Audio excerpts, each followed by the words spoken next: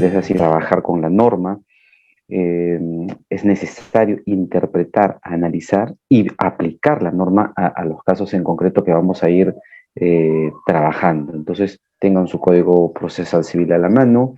En algún momento voy a pedir que alguien sea mi relator o relatora y podrá levantar su manito, leer algún artículo del código, hacer alguna pregunta, ¿no? Y como ya ustedes han visto las reglas del juego, por favor, tengan prendida su cámara para que se les pueda dar la opción de que ustedes puedan participar. Dicho esto, vamos a conversar sobre el proceso cautelar, y digo proceso entre comillas porque ahora vamos a conversar que bajo el criterio personal, aunado al criterio de otros especialistas, no debería denominarse proceso al proceso cautelar, ¿no? Ya conversaremos también sobre este aspecto en unos minutitos. Entonces, el día de hoy vamos a trabajar en la primera parte lo que es el tema relativo al proceso, y por eso lo he puesto entre comillas proceso cautelar. ¿Qué entendemos o qué podemos entender básicamente con relación a lo que se conoce como proceso cautelar, ¿no? Fíjense, dentro de la teoría cautelar hemos tomado referencia a lo que dice Juan Monroy Palacios, hijo de Juan Monroy Gálvez, quien tiene un libro muy importante, particularmente considero uno de los mejores relativos al tema de la teoría cautelar, ¿no? A que lamentablemente en nuestro sistema, por lo menos los abogados en el Perú, utilizan indistintamente tres términos para considerar que son sinónimos, ¿no? Hay quienes hablan de medidas cautelares, de tutela cautelar y el proceso cautelar como si fueran sinónimos, como si fueran términos idénticos. Y Monroy Palacios, nos hace una disquisición con relación a estos aspectos. Y es bueno y es importante tomarlo en cuenta porque, vuelvo a reiterar, nosotros como abogados, como profesionales, debemos conocer instituciones, figuras jurídicas, debemos conocer términos jurídicos y aplicarlos correctamente. Recordarán, algunos que participaron en una sesión anterior, hablábamos del proceso de ejecución, ¿no? Y decíamos que en el proceso de ejecución no se hace referencia a un demandante y a un demandado, ¿no? Que el término correcto es ejecutante y ejecutado, que no se habla de un auto admisorio, ¿no? Sino de un mandato ejecutivo o un mandato de ejecución, que no se habla de contestación, sino de contradicción, que no se dice sentencia, sino auto.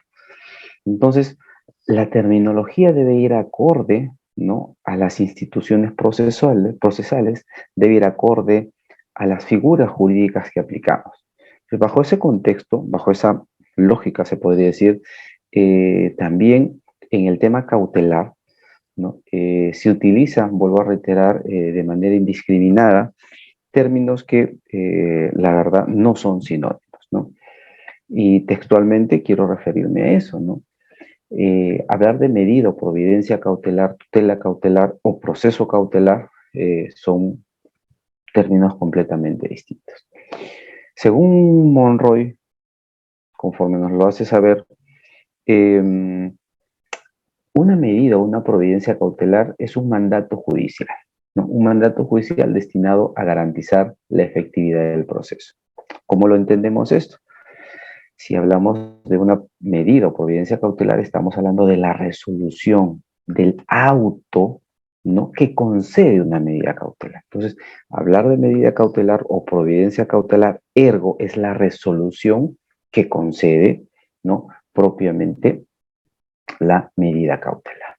Tutela cautelar, como dice, no es más que una forma de protección, al igual que la tutela cognitiva o la tutela ejecución, algo que ya vimos, que resuelve controversias destinadas a asegurar la efectividad, ¿no? Entonces, la tutela cautelar, tutela, garantiza, asegura el resultado, ¿no?, de un proceso, sea un proceso de conocimiento o cognición, o sea un proceso ejecutivo de ejecución. Entonces permite lograr la efectividad, ¿no? O adelantar el resultado de un proceso judicial. Eso es tutela cautelar. Y finalmente, cuando se habla de proceso cautelar, tal como lo define Monroy Palacios, eh, estamos hablando del procedimiento, ¿no? Del trámite. Y en ese sentido, particularmente, considero que no es adecuado de que se hable de proceso cautelar. ¿Por qué? Bajo mi consideración no es adecuado, pese a que ustedes pueden decir, pero doctor, si yo abro mi código procesal civil y me voy al artículo, al libro, ¿no? O que hace referencia propiamente al proceso cautelar, que usted dice que no es proceso, dice ahí, ¿no? Proceso cautelar. Entonces, ¿usted por qué me va a decir de que no se puede llamar al proceso cautelar así si el mismo código lo denomina bajo esas características? Bueno, entendamos que el título cuarto del Código Procesal Civil, si bien dice proceso cautelar, artículo 608, retrocedamos un poquito y hablemos de lo que es el proceso, ¿no? Habíamos conversado también en la semana, hace algunas semanas, lo que era el proceso, ¿no? Un conjunto dialéctico. Hablamos de la dialéctica del proceso y que el Código Procesal Civil dice que la finalidad del proceso es resolver un conflicto de intereses o una incertidumbre, ¿no? Conflicto de intereses y resuelven. Bajo ese contexto, si hablamos del proceso cautelar, ¿el proceso cautelar tiene esa finalidad? Resuelve un conflicto de interés, el proceso resuelve un conflicto de intereses y en este caso el proceso cautelar, el llamado, resuelve un conflicto de intereses o como hemos señalado, lo que busca es adelantar, garantizar, ¿no? O de alguna u otra manera lograr perennizar el resultado de un proceso, ¿no? Y vamos a ver luego las características. Entonces, bajo mi consideración, lo que debería denominarse es procedimiento cautelar, ¿no? Un conjunto de actos que llevan a una finalidad, pero no proceso, porque vuelvo a reiterar, bajo el concepto de proceso, bajo la definición del proceso, bajo la finalidad del proceso que el mismo Código Procesal Civil establece, ¿no? Hemos dicho, la finalidad del proceso, resolver un conflicto de interés, y el llamado proceso cautelar no resuelve un conflicto de intereses como hemos señalado hace minutos. Ese es modestamente un criterio compartido también con otros autores que no es un criterio particular, vuelvo a reiterar, solamente lo transmito para que ustedes lo tomen en cuenta. Entonces, cuando se habla de las medidas cautelares, cuando se habla del llamado, y vuelvo a reiterar, del llamado proceso cautelar, lo que se busca o lo que se tiende a buscar son medios, ¿no? Mecanismos, herramientas, ¿no?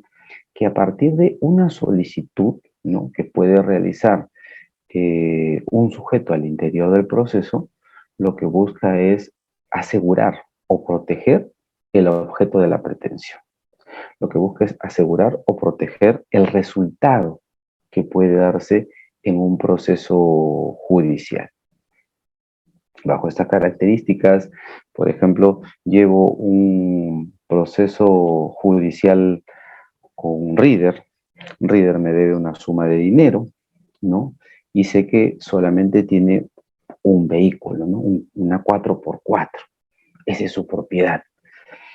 Entonces, yo no estoy seguro que él pueda cancelarlo, la obligación que tiene. Si sale la sentencia, ¿en base a qué? ¿De qué le puedo cobrar? Y sabiendo que tiene esta única propiedad, yo decido solicitarle al juez que embargue esa propiedad para garantizarme el resultado de la sentencia. El proceso judicial, como ustedes conocen, es de larga data, dura mucho tiempo. Y mientras el tiempo va durando, definitivamente pueden suceder muchas cosas, ¿no? Incluso puede vender esa única propiedad, considero yo, que tiene, que podría garantizar el pago de la sentencia. Entonces, bajo estas características es que yo solicito o recurro al órgano jurisdiccional antes durante o concluido el proceso para obtener, ¿qué cosa? Asegurarme o proteger el objeto de la pretensión, ¿no? O el resultado propiamente del proceso. Eso es lo que tiene por finalidad la medida cautelar. Entonces, vamos a encontrar que en algunos casos existe una afectación directa al bien, ¿no? En materia de medida cautelar, o en algunos casos lo que se logra, lo que se busca es la satisfacción a través de la ejecución propiamente del bien, ¿no? Es decir, rematamos una propiedad, producto del remate, ese dinero asegura, ¿no?, el resultado del proceso. Entonces, vamos a ver durante el desarrollo de esta sesión todos los aspectos relativos a la medida cautelar, los requisitos, el juez competente, el contenido de la decisión cautelar, los requisitos para poder postular una solicitud cautelar, ¿no? Hay quienes dicen que es una demanda. No, propiamente no es una demanda la medida cautelar, es una solicitud, es un pedido, ¿no? Ya de eso también vamos a ir hablando en el transcurso de esta disertación. Y como les digo, ¿no? Vamos a ir manejando el tema. Si alguno tiene alguna duda, puede levantar una manito, puede escribirnos en el chat y seguimos dialogando con relación a ello. Entonces, hablar de esta figura, ¿no? Eh, lo hemos encontrado a través de diversos autores que hacen referencia a esta institución.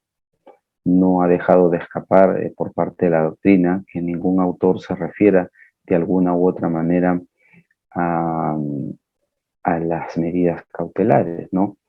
Y casi siempre llegamos o se llega a la misma conclusión, desde Calamandré, Carneluti, Hugo Rocco, Alsina, hasta llegar a los grandes expositores del derecho procesal, no solamente internacional, sino también nacional.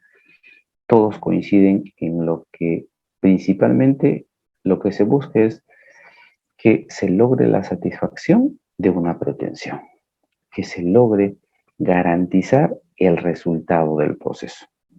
Recuerden ustedes que la tutela jurisdiccional efectiva implica la ejecución de una sentencia, implica que se pueda materializar, que se pueda concretizar, ¿no?, lo resuelto por el juez.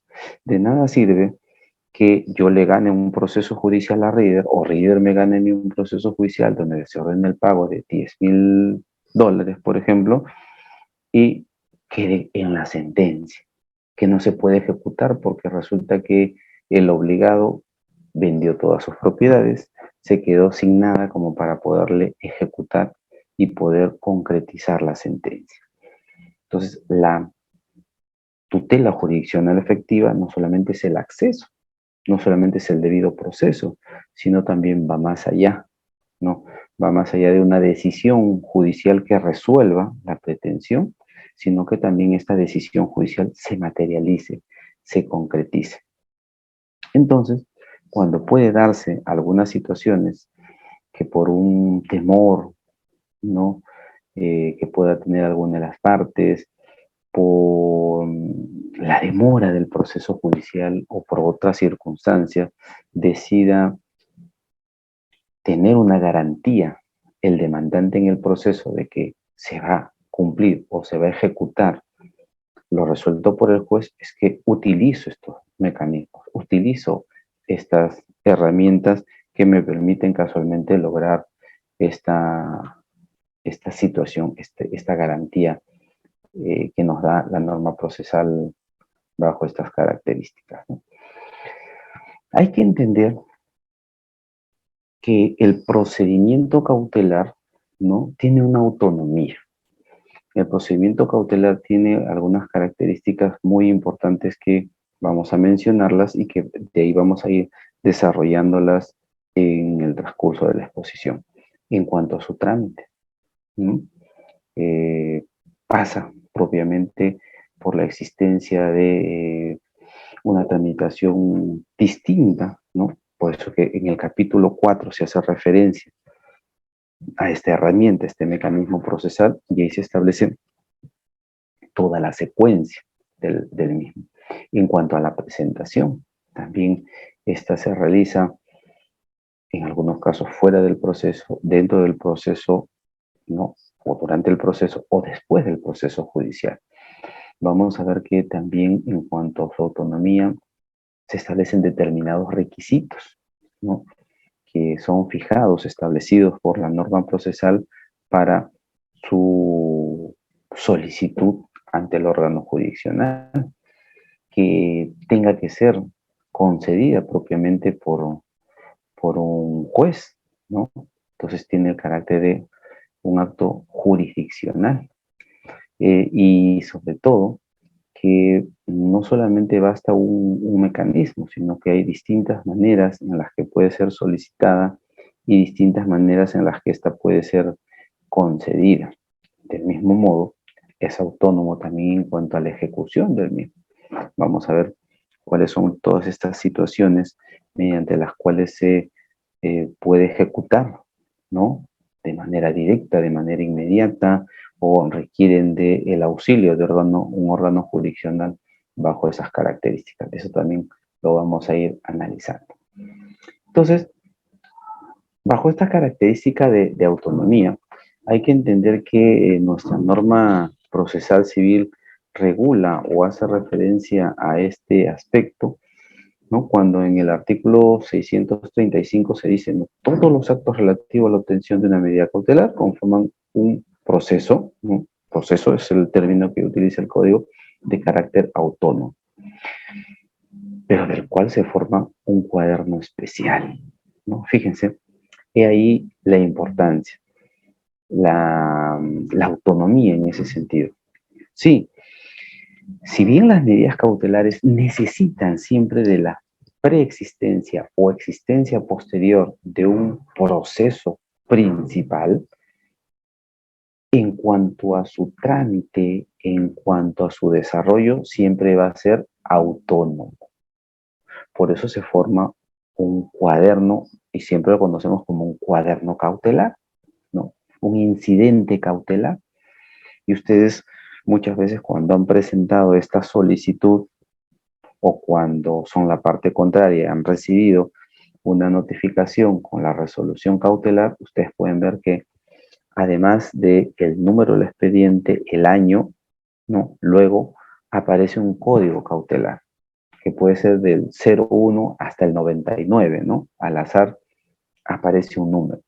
Entonces, cuando no encontramos el número de expediente, el año y el 0, estamos hablando de un proceso principal, y cuando ya encontramos una numeración al costado de la misma, estamos hablando ya de un incidente, que en este caso sería un incidente o un cuadernillo o un cuaderno cautelar, ¿no?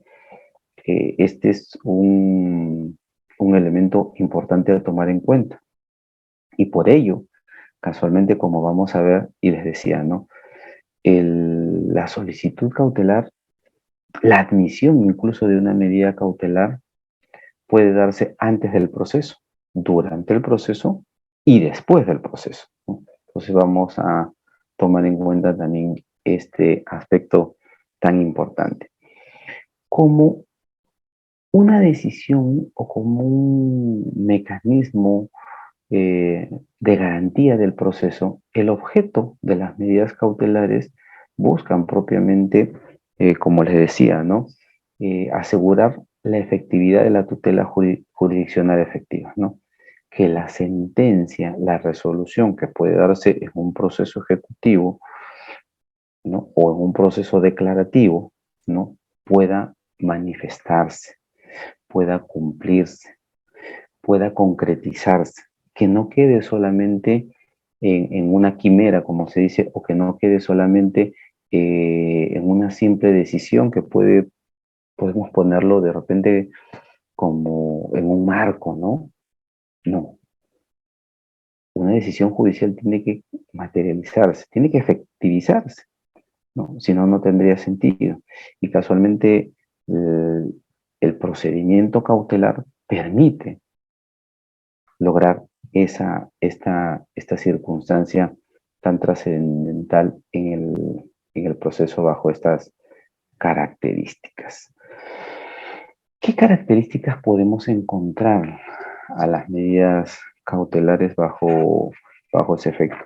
Si bien el Código Procesal Civil no hace una gran amplitud con relación a las mismas y solamente señala tres características importantes, ¿no? Cuatro, que es que es prejuzgamiento, es provisoria, es instrumental y es variable. Hay que entender también que tiene otras características adicionales que nos permiten desarrollar mejor, ¿no? Instrumentalidad, provisionalidad, temporalidad, variabilidad, proporcionalidad son algunas de las características a las que haremos referencia. Y cuando se habla de esta instrumentalidad, y es importante tenerlo en cuenta porque casualmente este hecho de que se pueda manejar ¿no? Distinto ¿no? a la preexistencia o la necesidad de existencia de un proceso es importante. Por eso se dice, las medidas cautelares son el instrumento del instrumento. Yo para plantear una pretensión, para solicitar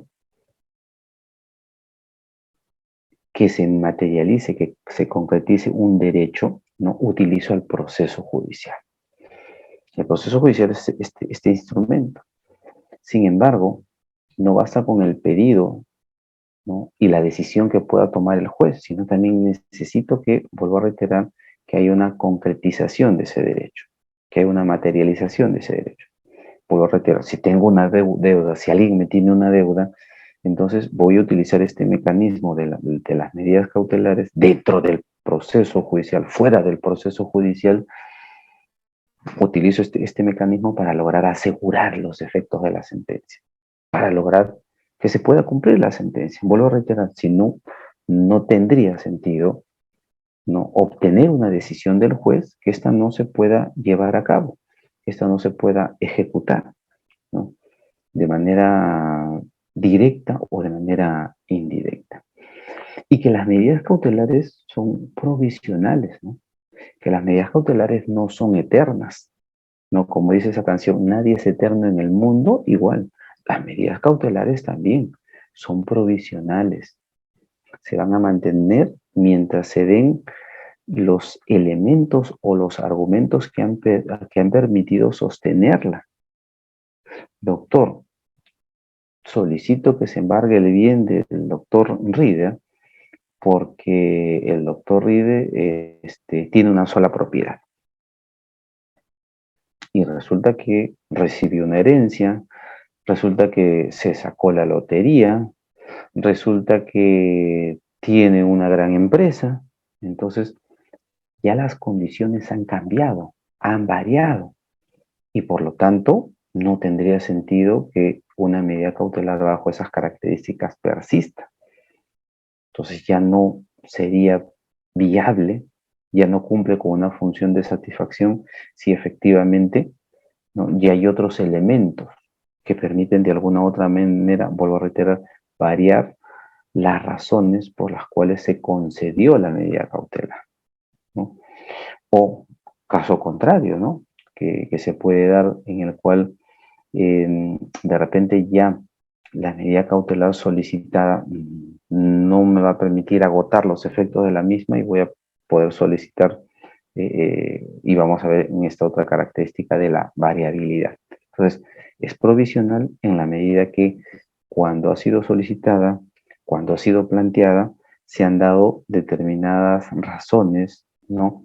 Para su solicitud, ¿no? Y que casualmente va a durar mientras estos requisitos que se han planteado persistan todavía. Otro de los efectos es el tema de la temporalidad, ¿no? Igual, o sea, no es, tiene un tiempo, tiene una vigencia, ¿no? Eh, que puede darse, vuelvo a reiterar, incluso mientras se dé la duración del proceso, ¿no? Siempre va a depender del proceso principal. ¿Qué pasa si yo solicito una medida cautelar fuera de proceso? ¿Correcto? Me la conceden y después, cuando me dan un plazo para que presente la demanda principal, no lo hago. Entonces, como no hay proceso principal, como no se presentó la demanda principal o no se admitió la demanda principal porque fuera rechazada, entonces efectivamente no va a poder continuar. O sea, su temporalidad está dada en función a la existencia de un proceso principal. No hay proceso principal, desde el punto de vista temporal, tampoco vas a existir. El otro elemento es el tema de la variabilidad, ¿no? No es inmutable las medidas cautelares. El hecho que me concedan una medida cautelar no significa que esta va a persistir durante todo el proceso judicial. Esta puede variar, esta puede darse otras situaciones en cuanto al monto, en cuanto al sujeto que va a llevarla a cabo, en cuanto al bien. Entonces, se da propiamente esta posibilidad en el desarrollo del proceso. Doctor Adriel Berrios, si activa su cámara, por favor. Sí.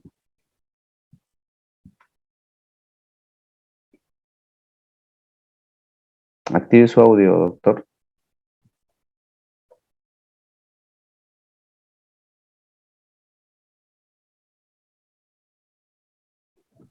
Doctor, Adriel, ¿estaba activo su audio? ¿Ya se había apagado? Ya, Ahí está. ok, gracias. Gracias.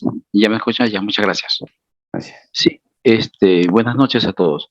Mi pregunta era, ¿por qué es bajo, es muy bajo el porcentaje de la aceptación de de las cautelares fuera de proceso?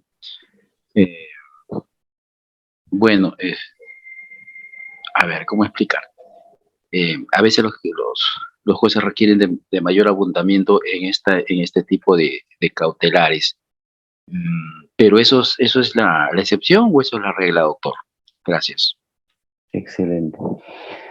Lamentablemente en nuestro sistema, y eso lo veo, hay mucho temor en cuanto a los jueces de dictar una medida cautelar, y sobre todo una medida cautelar fuera del proceso, ¿no? Porque en una medida cautelar fuera del proceso, recordemos que, al igual que una medida cautelar dentro de un proceso, el juez va a estar como un caballo de carrera, ¿no? O sea, va a mirar solamente la postura de una de las partes en el proceso, ¿no? La solicitud la hago en función a los medios probatorios que pueda tener. Lamentablemente, hay un equivocado, un erróneo criterio de muchos jueces de que piden seguridad. Y recordemos que una de las características, y lo vamos a hablar en unos momentos, es que no tiene que haber certeza. Y los jueces nos piden certeza, oye, quieren estar seguros de que la medida cautelar que va a dictar, efectivamente hay un derecho cierto. Y no, las medidas cautelares no parten de una certeza del derecho. No hay certeza del derecho hasta que no se tiene una sentencia definitiva. Entonces, el error que cometen muchos magistrados es casualmente de no conceder la medida cautelar. Hay mucho temor en ese sentido porque se les inicia procesos de investigación, se les denuncia, se les queja y estamos asistiendo, creo yo, a un temor de muchos jueces de decir, bueno, que el superior me lo ordene. Saco una sentencia y muchas veces, no digo por todo, hay muy buenos jueces. Entonces el juez dice, ya que el superior me diga, pues si tiene que revocar, me lo revocará. Entonces no están pensando en la función que tienen ellos entre manos.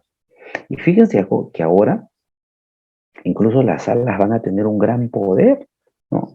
Más adelante hablaremos de las medidas de los medios impugnatorios y casualmente veremos que ya no todos los procesos van a llegar o van a poder llegar a la Corte Suprema. Entonces va a haber el tema propiamente del doble conforme. Y bajo esas características tenemos que tener jueces de segunda instancia mejor preparados, porque ellos van a ser los que van a resolver en definitivo un proceso judicial. Y ante tanta provisionalidad que existe, ¿no? Considero, y en alguna oportunidad escuchaba al maestro Juan Monroy, que señalaba que se debió dar un tiempo mayor, ¿no? Para capacitar mejor a los jueces de las salas, ¿no? Que verdaderamente tengan mejor criterio, mejor análisis y que sepan la función que ahora están desplegando o que van a desplegar en el proceso, ¿no? El doctor Monroy analizaba un poco la norma y decía, debió darse una vacatio legis, ¿no? Debió darse un tiempo necesario para aplicar mejor esta norma bajo esas características. Sí, tenemos dos manos levantadas, el doctor Néstor que prenda su cámara y después el doctor Marco, ¿no? Excelente, doctor. Doctor Néstor, y luego damos pase al doctor Marco. Adelante, por favor. Doctor Néstor, buenas noches. ¿Puede activar su audio? Adelante. Gracias. Buenas noches. En realidad, escuchando la exposición del doctor. Uy, su audio del doctor Néstor. Doctor Néstor, por favor, si puede escribir la pregunta, porque su audio está, bueno, creo que su internet está muy bajo. ¿Sí? Doctor Marco, adelante, por favor, puede activar su audio. Nuevamente le doy pase, doctor Marco. Le desactivé, doctor. Nuevamente, por favor. Ahí está, doctor. Disculpe. Y ahora no tiene audio el doctor. Doctor Marco, su audio, ¿no se le escucha? No se le No, no se escucha. le escucha, doctor. Lamentablemente no se le escucha, doctor Marco. Si tiene unos audífonos sería excelente, ¿sí? Luego ya le doy pase otra vez. Doy pase al doctor... doctor Juan Orlando, por favor, tener activo su cámara. Al doctor Ricardo, mientras el doctor Juan Orlando está activando su cámara. Adelante, doctor Ricardo. Buenas noches. Buenas noches, doctor. Doctor Alexander, hace un instante usted ha señalado las características de las medidas cautelares. Quería que me extienda un poquito más estas características. Dice que las medidas cautelares necesariamente tienen que ser dirigidas al que solicita o se corre traslado a la otra parte, porque hace poco he tenido un caso de una medida cautelar de tenencia que la juez acorrió traslado a la parte demandada y esto nos causó una gran preocupación. ¿Podría comentar al respecto sobre esta característica? Gracias. Sí, en unos minutos estamos hablando de estas características generales y cuando hablemos del trámite, ahí vamos a desarrollar ese aspecto de la posibilidad o no posibilidad de disponer el traslado a la parte contraria de la medida cautelar. Sí, doctor, lo vamos a analizar, no se preocupe. Doctor Juan Orlando. Doctor Juan Orlando, muchas gracias. Gracias por la pregunta. Doctor Juan Orlando. Bueno, Adelante. en un proceso cautelar, sé que un cuaderno cautelar se cuelga en el sistema del momento en que la medida es ejecutada.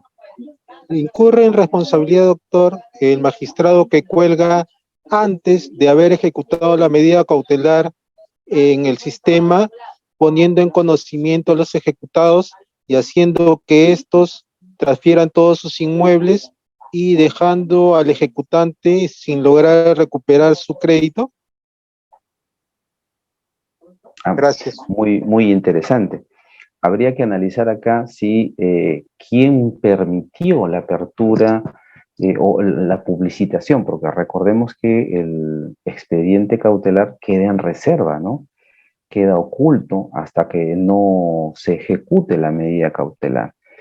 Entonces, a nivel técnico, habrá que verificar quién fue el responsable de esto. Bueno, por lo general, siempre es el juez el que tiene esta posibilidad. Una vez de que ya se ha ejecutado la medida cautelar, ya debería, como usted dice, publicitarse ¿no? La existencia del expediente. En todo caso, hay una responsabilidad, ¿no? Si se advierte propiamente el perjuicio, en este caso a la parte demandante que planteó la medida cautelar, hay una responsabilidad del juez, ¿no? Una responsabilidad de carácter administrativo disciplinaria y una responsabilidad de carácter civil bajo esa carga. Recuerden ustedes que hay un procedimiento mediante el cual se puede plantear también la responsabilidad civil de los jueces en un proceso. Entonces, habiendo acreditado todos los elementos en los cuales postulo o yo establezco o pongo de conocimiento la existencia de ese perjuicio, sí, doctor, tengo todo el derecho de poder accionar bajo estas características frente al juez. Vuelvo a reiterar, no solamente desde el punto de vista disciplinario, sino también desde el punto de vista de la responsabilidad que tendría al haber llevado a cabo ese acto. Y como usted dice, si se acredita plenamente que ya tomado conocimiento decidieron disponer de la propiedad, sí, hay una responsabilidad que necesariamente tendrá obligación de cumplir. Ya alguien más creo y quería hacer una pregunta. Ya, entonces continúo. Y me parece importante eso, ¿no? Porque nos permite ampliar un poquito más algunos temas y nos permite que esto sea un diálogo y no solamente un monólogo bajo este aspecto. Decía, ¿no? El tema de la variabilidad, que se puede modificar, se puede sustituir, se puede cambiar, se cambian los presupuestos, se cambian los sujetos que pueden intervenir, se cambian los montos, o se varía el tipo de medida bajo esas características. Y ahí justo lo que comentaba hace un momento uno de los colegas, ¿no? La reserva, ¿no? Las medidas cautelares, ¿no? No son conocidas, ¿no? Sino hasta que se ejecuta la medida cautelar. Las medidas cautelares son inaudita altera partes, es decir, se dictan sin conocimiento de la otra parte. ¿Qué sentido tendría, ¿no? Que yo le avise o yo le diga a una persona, a un sujeto, y por si acaso, mira, te estamos planteando una medida cautelar, ¿no? A ver, ¿tú qué respondes? Claro, hay un principio de bilateralidad en el proceso, ¿no? Hay un principio mediante el cual todo lo que una parte realiza en el proceso tiene que conocerla la otra. Y en algunos casos se necesita conocer la respuesta de esta otra parte y en función a eso el juez resuelve. O sea, el juez resuelve lo que dice una parte, lo que dice la otra, pues se le corre traslado o se dispone el traslado a la otra parte y el juez resuelve, ¿no? Pero en las medidas cautelares esta bilateralidad está suspendida, está supeditada, está dilatada, ¿no? Hasta que el juez, vuelvo a reiterar, emita la decisión cautelar. No es que haya una vulneración a un derecho, ¿no? Porque muchos pueden decir, doctor, pero se vulnera el derecho de defensa. No, no hay vulneración del derecho de defensa. Porque sí, va a tomar conocimiento, pero tomará conocimiento a partir de que ya se ejecute la medida cautelar, a partir de que se materialice la medida cautelar. Entonces, bajo este supuesto principal, se establece propiamente que cuando un juez dicta la medida cautelar, lo dicta a solicitud de parte, ¿no? A pedido de parte sin conocimiento de la parte contraria. Como decía un colega hace un momento, ¿no? Estamos ante una situación un poco distinta y de acuerdo a normas especiales, de acuerdo a determinados procedimientos, se puede establecer o se puede fijar un procedimiento completamente distinto, ¿no? En el que se decida, ¿no? Que, por ejemplo, como lo decía su colega hace un momento, doctor, estoy planteando dentro de la audiencia una medida cautelar, ya, se le corre traslado a la otra parte para que absuelva y el juez en ese momento dictará la medida cautelar, ¿no? Ahí estamos hablando de un tema de inmediatez, estamos hablando de un tema de oralidad en el proceso civil. Y ojo, Particularmente yo considero que ahí no se le da tiempo a la parte para que pueda más que alegar algún derecho y no pueda hacer más, ¿no? Hay algunos autores, incluso hay una propuesta de modificación del Código Procesal Civil que ya hace varios años está pendiente, en el cual se propone casualmente de que las medidas cautelares se dicten luego de que se haya llevado a cabo una audiencia oral, es decir, que se le cite a la parte contraria y pueda alegar la parte contraria frente a la petición de medida cautelar y el juez después la dicta, ¿no? Entonces, evidentemente hay quienes han mostrado su oposición, ¿no?, a este tipo de propuesta legislativa, porque evidentemente pasa lo que hace un momento un colega hizo mención, ¿no? Se abrió el portal o abrieron el portal expresamente o con intención, tuvo conocimiento el demandado de que se le debe ejecutar una medida cautelar y decidió vender todos los bienes, ¿no? Entonces, eso es lo que casualmente se quiere evitar con el hecho de que las medidas cautelares tengan una reserva, de que las medidas cautelares se dicten sin conocimiento de la parte contraria. Entonces, vuelvo a reiterar, dadas las naturalezas, en el caso de un proceso civil, ¿no? Ustedes van a ver que estos se dictan a pedido de parte, ¿no? Y se dictan sin conocimiento de la otra parte, ¿no? Este es un aspecto, una regla que como toda norma puede tener su excepción de acuerdo a la naturaleza de determinados procesos. O sea, en determinados procedimientos se pueden establecer una regla completamente distinta, una excepción, ¿no? Como el proceso de alimentos, por ejemplo, que tiene muchas excepciones, ¿no? El hecho que no necesite la firma de abogado, el hecho que no se presente una demanda, sino una simple solicitud, incluso lo puedo hacer a través de un formato, ¿no? El hecho de que las notificaciones no necesariamente se tengan que realizar a través de una cédula de notificación, porque puedo notificar al emplazado a través de las redes sociales, básicamente el teléfono o el WhatsApp, ¿no? Entonces, vamos a ver cómo, dadas las circunstancias, en cada caso el legislador decide establecer determinadas excepciones. Pero en el proceso civil propiamente, no existe esta excepción, ¿no? Toda medida cautelar en un proceso civil, ¿no?, tiene que dictarse sin conocimiento de la otra parte. El juez tiene que emitir la decisión cautelar sin que haya escuchado a la otra parte. Solamente a pedido o a solicitud de la parte demandante, en este caso, se concede la medida cautelar. Y fíjense, esta es la regla básica que se da en el proceso, y yo pregunto acá mientras el doctor Richard Alexander, mi tocayo, me va a plantear una pregunta. Yo les dejo una pregunta mientras voy a ir conversando. ¿Es posible que un juez pueda dictar una medida cautelar de oficio? ¿Los jueces dictan medidas cautelares de oficio? Dejo esa duda, esa pregunta, para que me la responda cualquiera después de la pregunta que nos va a hacer nuestro colega, el doctor Richard Alexander. Doctor Richard Alexander, muy buenas noches. Está activo su audio. Adelante, por favor. Muchas gracias. Buenas noches. ¿Se me escucha? Sí, lo escuchamos. Ya, muy amable. Sí, es bastante conocido el tema de la reserva de la publicación inaudita parte de las medidas cautelares.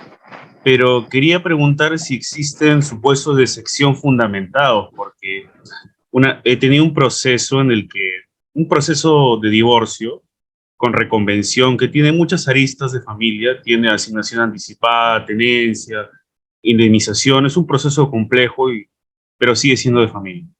El tema es que el demandante, que es el papá, ha solicitado una medida cautelar de tenencia anticipada. Entiendo que esto también debió ser inaudita par, y no se notificó a las partes, en efecto. Pero entrando al sistema, de casualidad, se abrió de la nada un cuaderno que se podía ver en el sistema, donde la primera resolución hablaba acerca de una admisión a trámite, no un concesorio, una admisión a trámite nomás. Y encima decía, ¿no?, que había notificado al cliente, pero en realidad no lo notificó, solicitando unas pruebas psicológicas para ver si lo concedía. Bueno, en primer lugar, mi pregunta era si por tratarse de un proceso de familia, eso justificaba la eliminación de la inaudita parte, y si es posible que este juez pueda tomarse tales atribuciones para primero admitir a trámite y luego recién ver el tema del concesorio. Me gustaría mucho su opinión, y nuevamente gracias por su disertación. Correcto.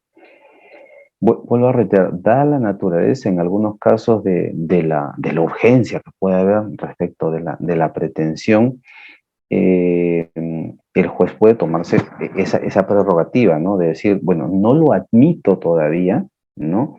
Pero necesito determinados elementos para que me permitan de repente conceder la medida cautelar. Pero, lo que considero que está mal es que se haya permitido la apertura, ¿no?, de este cuaderno cautelar, que se haya hecho visible este cuaderno cautelar, que evidentemente no podría darse hasta que, vuelvo a reiterar, no se emita la resolución cautelar, hasta que no haya un concesorio de medida cautelar en el sistema, no podría levantarse todavía ese velo de este secreto, ¿no?, de este inaudita altera partes, sin conocimiento de la otra parte. Sí, o sea, el juez puede decir, bueno, todavía no te concedo, déjame ver tales elementos o tales pruebas de repente, bien fundamentado, evidentemente bien sustentado, y todavía no admitir la medida cautelar. Pero lo que no puede hacer efectivamente es lo que usted indicaba, ¿no? Que ya se abre el tema del cuaderno y que se permita, sea visible, ¿no? Porque ello definitivamente perjudica, ¿no?, a una de las partes en el proceso.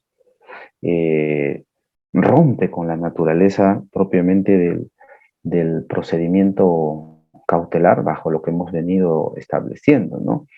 Y reitero, ¿no?, lamentablemente muchos jueces piden seguridad, lamentablemente muchos jueces piden certeza para conceder la medida cautelar.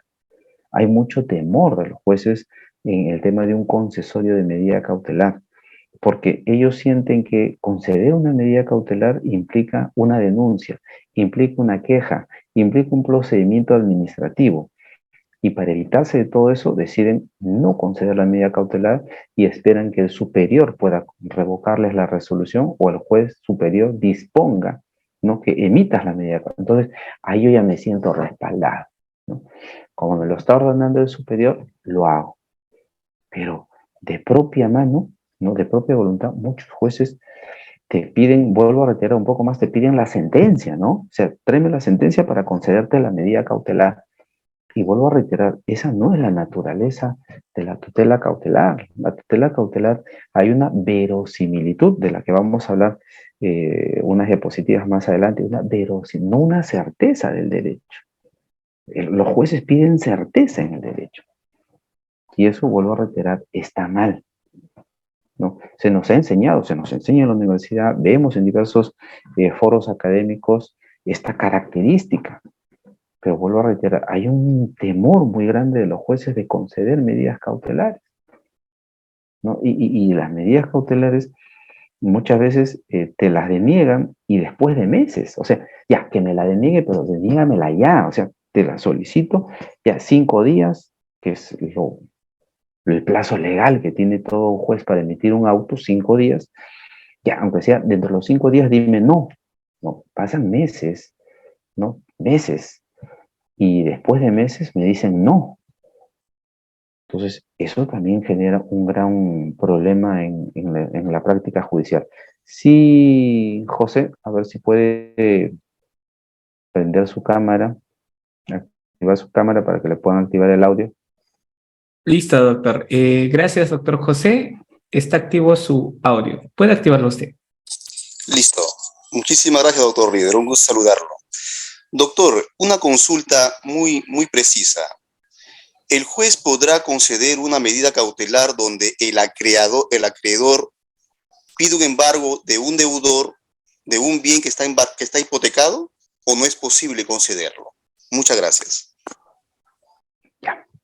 A ver, veamos lo siguiente. Normalmente, un bien puede ser objeto de varias medidas cautelares. Es decir, si el bien cuesta 100, por ejemplo, y de repente tiene una hipoteca por 50, puede haber una medida cautelar por 10, puede haber otra medida cautelar por 20, ¿no?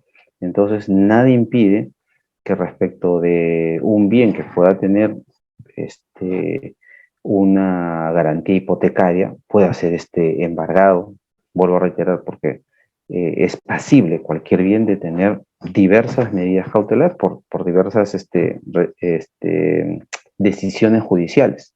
Sí es posible que se pueda dar esa circunstancia. El tema va a ser que puede ser que el bien cueste 100, ha sido embargado o tenga una hipoteca por 80 y después venga una medida cautelar por 50, entonces ahí sí podría haber una discusión con relación al tema, o sea, a quién le pago primero o quién tendría de repente mayor preferencia o hay un monto de 50 mientras que hay una hipoteca de 80, entonces ahí sí se tiene que analizar bien, por eso que el juez tiene que revisar casualmente la documentación actualizada, documentación vigente. Entonces, si el juez ve, el bien vale 100, hay una hipoteca por 50 y me están pidiendo un embargo por 20 o por 30, lo puedo conceder. No hay ningún problema bajo esas características. Marco. Doctor Marco. Doctor Marco, adelante, por favor. Doctor Marco. Sí. Listo. ¿Me escucha? Sí. Sí, sí. Sí, doctor Marco. Doctor, buenas noches y felicitarlo por la ponencia. Doctor, hace rato usted decía que muchas veces los jueces, a veces, no conceden las medidas cautelares, ¿no? Por temor y a veces porque de repente no se sienten seguros de lo que a futuro puede ocurrir. Pero ¿qué pasa, doctor? Que una medida cautelar ha sido concedida por el juez, apelado por la otra parte, y la sala se pronuncia rechazando, revocando la medida cautelar y que ordena al juez que la rechace con argumentos casi sobre el fondo del asunto. Entonces, en este caso, doctor, el juez prácticamente la sala ya habría adelantado una opinión. ¿Y cuál sería el camino que tendría que seguirlo a la respuesta del juez sobre el fondo del asunto, doctor? Interesante. Sí, a veces sucede eso. Incluso hay jueces que al calificar una medida cautelar o al denegarlo o al admitirla, cometen este exceso, se podría decir, ¿no? A ver, entendamos uno de los requisitos o una de las características de las medidas cautelares, ¿no? El hecho de su variabilidad, el hecho de que las medidas cautelares no generan cosa juzgada. Ahora, si la sala revoca la decisión de un juez y dice, oye, no has debido concederlo por esto, porque de repente no se ha acreditado esto, no se estableció este medio probatorio, no está esto completamente determinado, nada impide, ojo, bajo mi perspectiva, que la parte pueda presentar otra medida cautelar. Porque, vuelvo a reiterar, las medidas cautelares no generan cosa juzgada. Y que si bien fue revocado por un superior y dirá, y en algunos casos me ha pasado, ¿no? Me acuerdo que un colega me dijo también, oye, mira, me han concedido la medida cautelar y la sala la revocó en función a que no se había acreditado estos medios probatorios que eran necesarios. Era un tema de reincorporación de un efectivo policial que lo habían destituido porque supuestamente había entregado un vehículo que todavía no podía entregar, ¿no? Y él argumentaba, pero yo en la fecha de la entrega del vehículo, yo no estaba. No, yo estaba incluso participando en otra actividad. Yo incluso ese día y con días anteriores había denunciado el robo de mis sellos. Entonces se me está atribuyendo a mí la entrega de un vehículo, ¿no? y la baja, ¿no?, que se le dio casualmente por este hecho. Entonces la sala dijo, no se ha acreditado estos hechos, el solicitante dijo de que no estaba trabajando, que se le había perdido sus sellos, pero no hay como medio probatorio, revocaron. Entonces nada impedía de que yo pueda solicitar nuevamente la medida cautelar, ¿no?, y decir, acá está. En esa fecha, ese día, yo no estuve porque estaba en un operativo.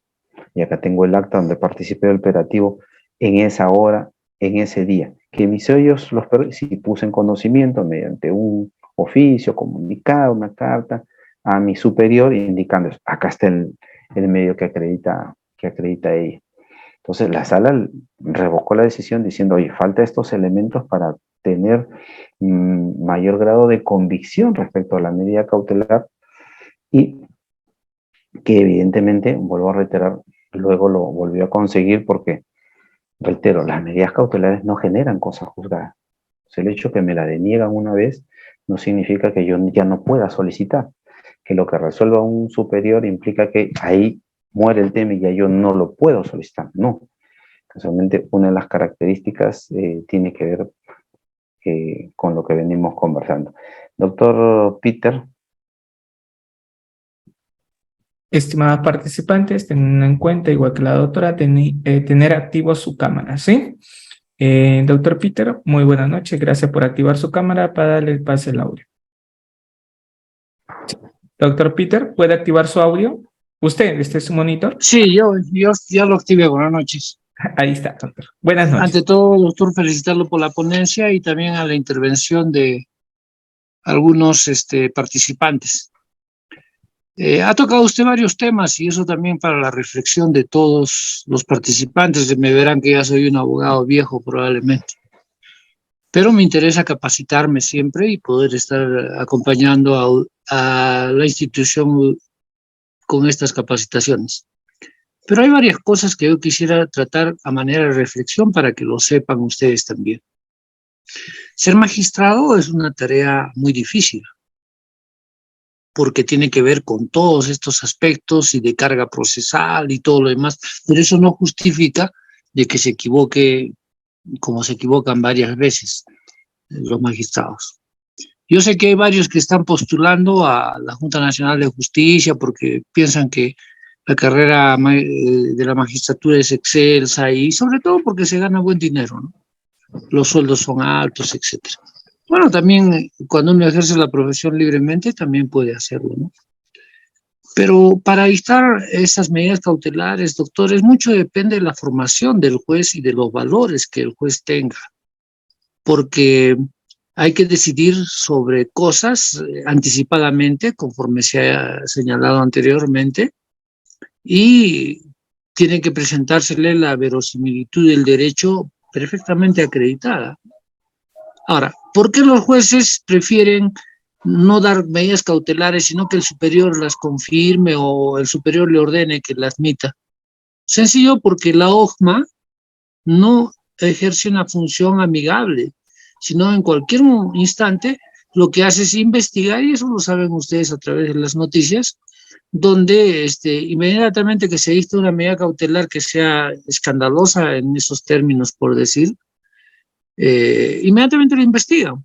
¿Para qué? Para poder sancionarlo, etcétera. Entonces muchos jueces optan por la situación de denegarlas a fin de que la sala pueda, digamos, no revocar, las declara nula. ¿Por qué? Porque la sala no puede dictar medidas cautelares, sino únicamente declara nula la resolución que no admitió la medida cautelar, y en ese sentido el juez debe pronunciarse nuevamente. Y ya, como dicen en el argot criollo, como ya la sala me ordenó, entonces yo la dicto, ¿no? Entonces, claro, evidentemente eso desnaturaliza lo que usted está hablando a través de la exposición, en el sentido de que si una medida cautelar es urgente debe darse por la premura, etcétera, ¿no? Pero no todos pueden establecer eso.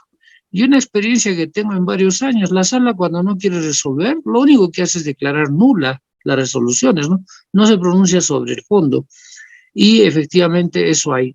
Aparte de eso, otro aspecto que también tiene que verse es que los magistrados tienen asistentes judiciales y algunos magistrados no hacen su trabajo personalmente.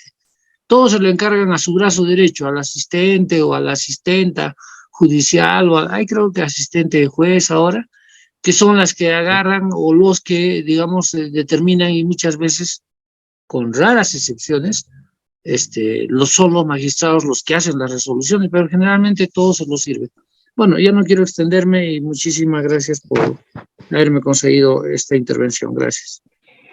No, a usted, muy importante, ¿no? Siempre la reflexión de colegas que no solamente por los años, sino por la experiencia nos permiten aprender mucho.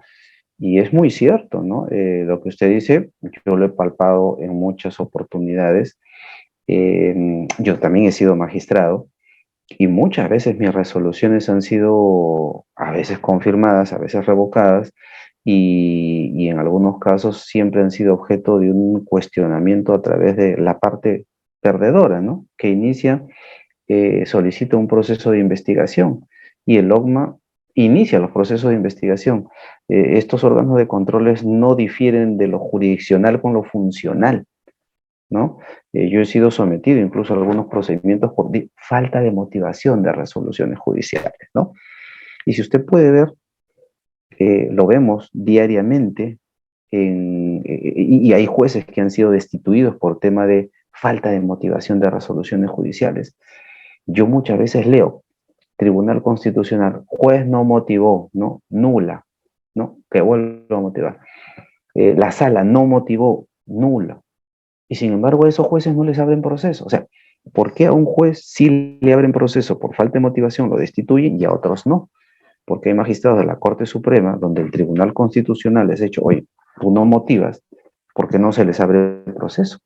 O sea, ¿por qué esa diferencia?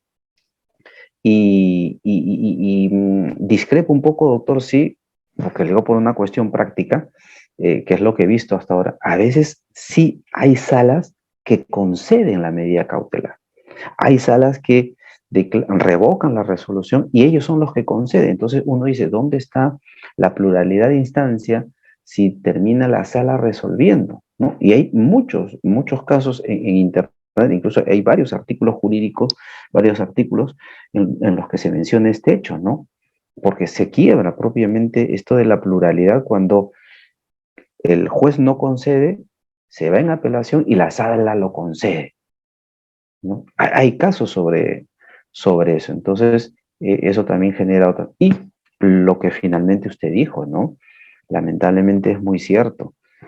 Más allá del hecho de que muchos quieren ser jueces por lo que se gana, por lo que se paga, pero muchos no tienen ni siquiera la experiencia ni el conocimiento como para hacerlo. Y dos, quienes terminan haciendo las resoluciones judiciales son los secretarios, los practicantes, ¿no? Los cesicristas, y se los digo por una experiencia de hace poco, ¿no? Unos alumnos, exalumnos míos me dicen, doctor, mire, estoy haciendo de cesigrista. Y a veces me dice, doctor, quisiera que me ayude porque el juez de una instancia inferior me está pidiendo que haga la sentencia. Pero le digo, si tú recién, sí, doctor, mire, no sé qué hacer, cómo resuelvo este caso, estos son los hechos, mire. O sea, ¿qué hace un estudiante de Derecho resolviendo? Y es más, ha pasado algunos días y me ha dicho, doctor, ya me firmó la resolución. Oye, y te comentó, conversó contigo, te preguntó. No, la ha firmado y ya salió. Entonces, por ahí partimos. O sea, ¿quién nos garantiza que verdaderamente las resoluciones judiciales son expedidas por los jueces? Una alumna también me comenta, ¿no, doctor? Estoy en una sala penal, ¿no? Y me han mandado transcribir como 80 páginas de un proceso judicial y me han dicho que haga la sentencia, pero tú de penal no sabes nada, que yo recuerdo, a ti te gustaba más el tema laboral, el tema civil. Sí, pues, pero me ha mandado este juez a que lo haga. Y ya hizo la sentencia, ya metió preso, si sabemos si lo metió bien o no al pobre sujeto, no lo sabemos. Entonces, ¿cómo solucionamos este tema, esta problemática que tenemos en nuestro país, que muchas veces, no digo todos los casos,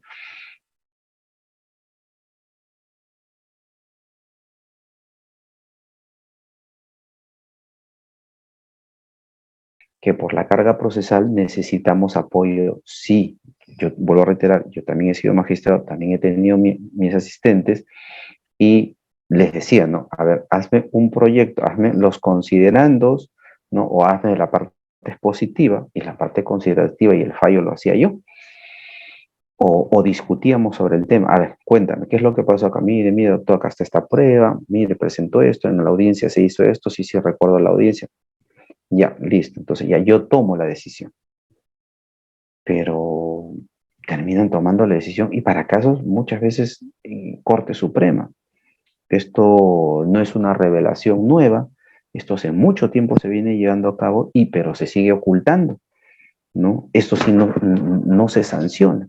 Pero vuelvo a reiterar, si tú no eres del agrado, yo juez, no soy del agrado de esta sala, no soy del agrado de esta corte, fácil me abren un proceso, fácil me denuncian, fácil buscan mi destitución, pero a los que verdaderamente deben destituir siguen trabajando en el Poder Judicial.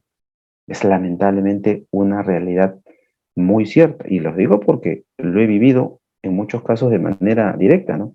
Este tema de motivación de las resoluciones judiciales han destituido a muchos jueces por eso y otros siguen trabajando. Entonces, ¿por qué la Junta Nacional de Justicia hace esa diferenciación? Porque a unos sí y porque a otros no. No motivar o falta de motivación es falta de motivación y es falta grave, ¿no? Y conlleva una destitución, pero ¿por qué a unos sí y a otros no? Doctor Miguel, gracias por los aportes que vienen realizando todos, que vuelvo a reiterar, nos ayuda a seguir complementando un poco la exposición. Doctor Miguel, después la doctora Maciel.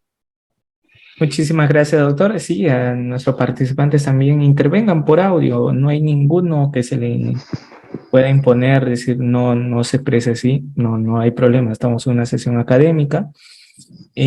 Por favor, doctor Miguel Ángel, tiene que tener activo su cámara. Ahí está. Doctor Miguel Ángel, ¿cómo está? Buenas noches. Qué gusto saludarlo. Adelante, por favor. ¿Puede activar? Ahí está. Buenas noches. Hola, ¿se me escucha? Sí, lo escuchamos, doctor. Bien, bien, sobre la pregunta que usted hizo, doctor, referente a que si algún juez podía emitir una medida cautelar de oficio. Lo que tengo entendido que el año pasado se emitió la ley 3146, si mal no recuerdo, en la cual modifica los temas de alimentos. Y en esta ley dice que en el admisorio el juez debe, o sea, no dice puede, sino debe, el admisorio debe contener una asignación anticipada. Entonces, de esta manera se estaría dando respuesta a la pregunta que usted hizo, ¿no? Sí es posible, a partir del año pasado, que se dé de oficio una medida cautelar, señor magistrado, señor juez. Disculpe, doctor. Muchas gracias, doctor. Doctora Maiciel. Doctora Maciel, muy buenas noches. Está activo su audio. Adelante, por favor. Hola, buenas noches. Quisiera saber cómo uno se puede defender de una medida cautelar arbitraria.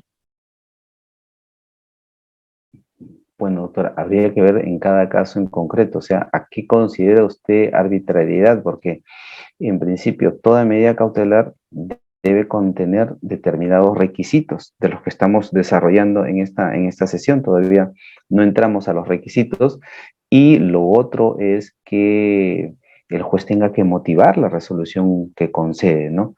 Cuando no hay una motivación de la resolución, cuando no se sustenta en los requisitos que establece la ley, estaríamos hablando de una medida arbitraria. Y como tal, como toda resolución que tiene estas características, es pasible de una medida, de un medio impugnatorio, ¿no? Y si ya esto es más grave, que no perjudica directa o indirectamente al proceso, pero sí a la labor del juez, una queja ante el órgano de control, ¿no? Siempre y cuando haya este tema de arbitrariedad y se pueda acreditar este hecho, ¿no? Doctor Marco. Excelente, doctor. Por favor, estimados doctores, sé preciso porque después a las 9 tenemos otra capacitación. Así que para darle pase al doctor Alexander Rioja. Doctor Marco y luego al doctor Álvaro, ¿sí? Y continuamos con la exposición. Adelante, por favor. Doctor Marco, ¿puede activar su audio, por favor? Ya. Doctor, buenas noches. Doctor, ¿aló? ¿Me escucha? Sí, lo escuchamos. Sí. Doctor, bueno, en este momento estoy un poco confundido y quisiera que usted nos aclare con la intervención del colega que ha antecedido, que ha dado unos aportes.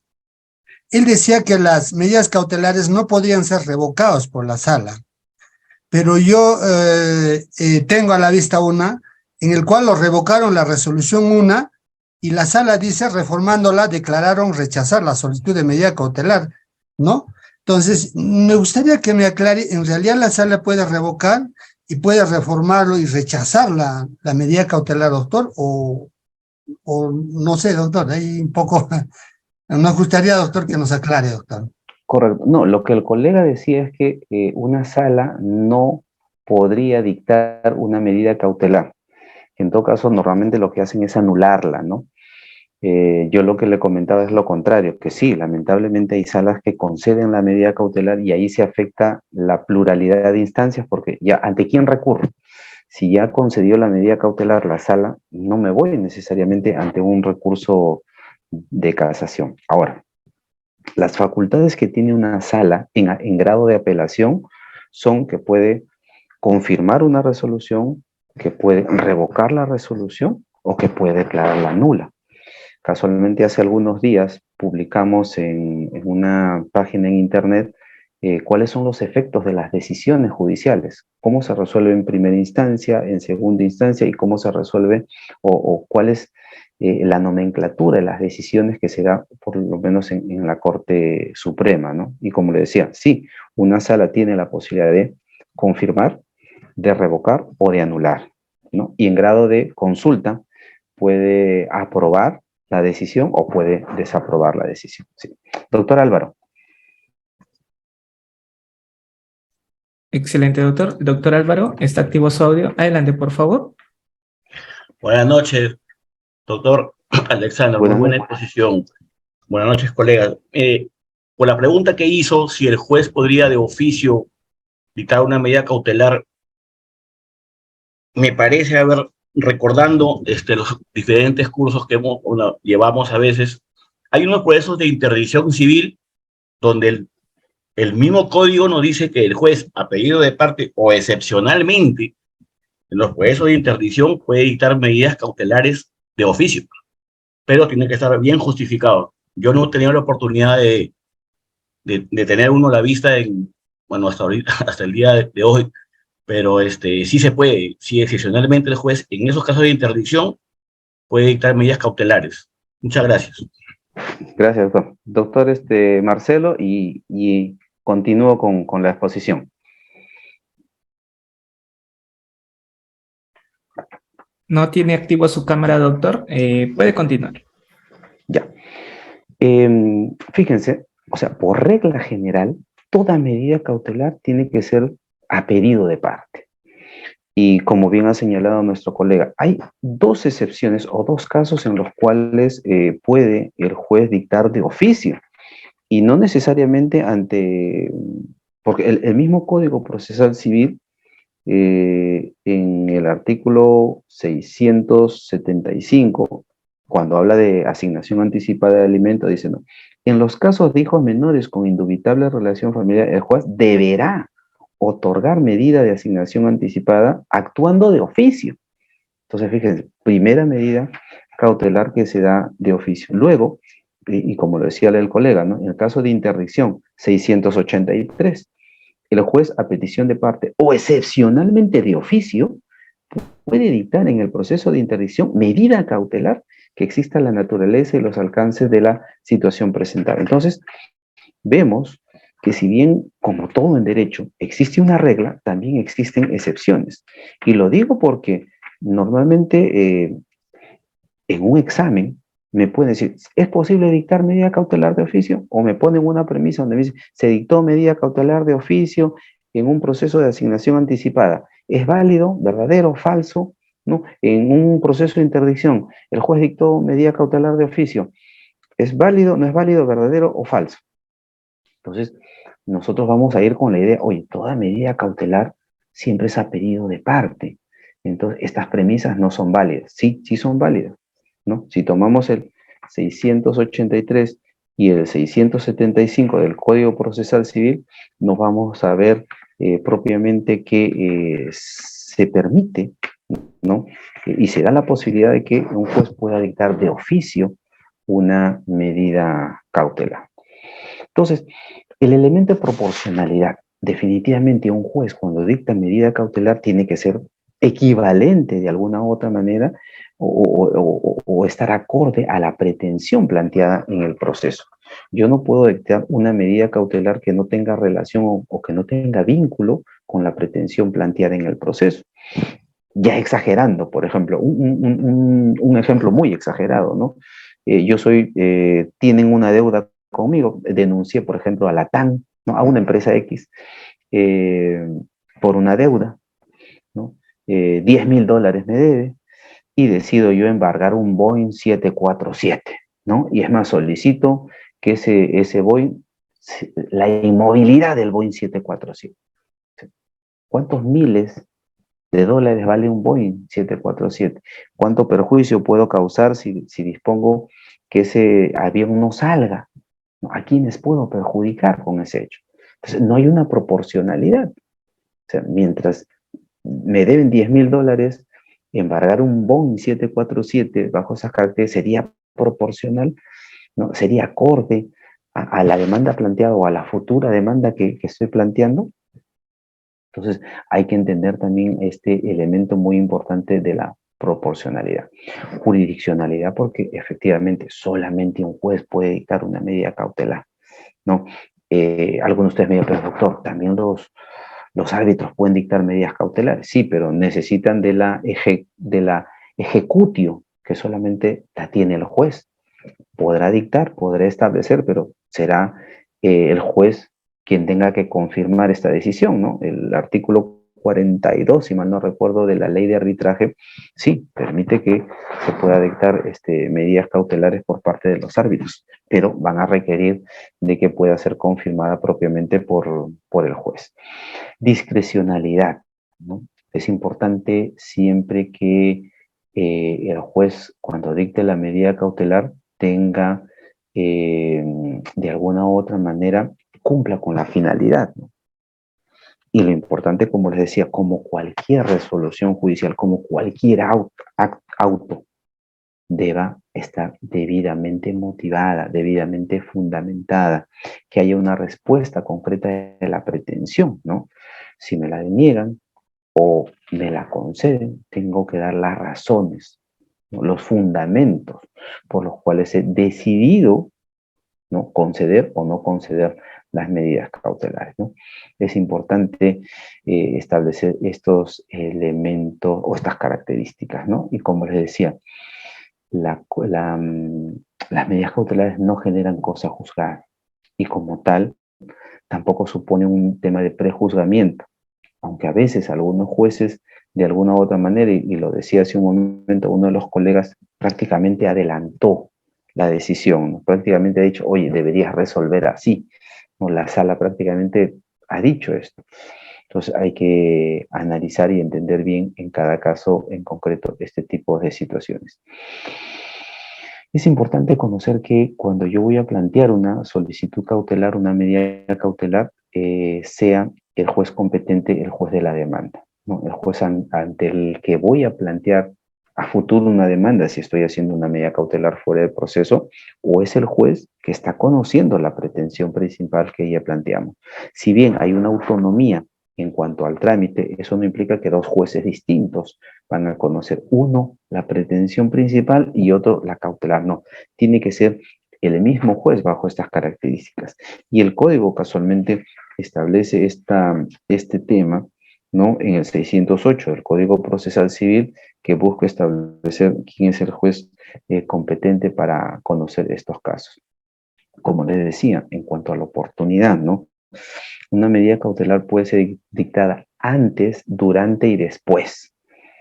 Y cuando siempre formulo este tema, dicen, doctor, ¿se puede solicitar una medida cautelar después? Sí. No se ha iniciado el proceso judicial y yo siento que me va a poder generar un perjuicio. Si interpongo la demanda y conoce, va a vender sus bienes. Entonces puedo solicitar una medida cautelar antes del proceso, ¿no? Asegurarme del resultado del proceso antes del inicio del proceso judicial. Durante el proceso sí, me admitieron la demanda y puedo, ya admitido, solicitar una medida cautelar. Y lo otro, obteniendo una sentencia, ¿no? Una sentencia incluso firme o no firme aún en grado de apelación, también puedo solicitar una medida cautelar. Recuerden ustedes que habiendo una medida cautelar y habiendo sentencia firme, ¿no? La medida cautelar se convierte en un acto de ejecución. Ya deja de ser una medida cautelar para ser un acto de ejecución. Entonces, obtenida ya, si ya tengo una sentencia, también puedo solicitar en ejecución de sentencia una medida cautelar, ¿no? Es más, ahí hay la verosimilitud del derecho, ya, es más, ni siquiera necesito acreditar algunos de los requisitos que establece el 610 del Código Procesal Civil, ¿no? Porque ya teniendo una decisión bajo esas características, puedo solicitar una medida cautelar concluida o emitida propiamente la sentencia, ¿no? Ya en el artículo 636 casualmente hacemos referencia a este aspecto, ¿no? Al hecho de que las medidas cautelares puedan ser dictadas antes, durante y después del proceso bajo. Vamos corriendo un poquito por el tema del tiempo, que ustedes tienen también ya otra exposición luego. Hay que tener en cuenta, como les decía, determinados requisitos que necesariamente debe tener toda medida cautelar, ¿no? La apariencia del derecho, el peligro en la demora, el tema de la adecuación o la proporcionalidad para establecer lo relativo a la procedencia. En cuanto a la ejecución, vamos a hablar del tema de la caución o de la llamada contracautela, ¿no? Esta cautela tiene que ser suficiente de manera cualitativa y cuantitativa. Pero ojo, este no es un requisito para la procedencia de las medidas cautelares. Es un requisito para la ejecución de una medida cautelar. Y de eso vamos a hablar también en unos minutos, ¿no? Porque muchas veces los jueces piden, oye, como no has presentado garantía, como no has presentado contracautela, improcedente. No. La procedencia está en función a la apariencia, el peligro y la adecuación o proporcionalidad. Pero el hecho de que yo no presente una garantía, una caución, una contracautela, no me pueden denegar el tema de la medida cautelar.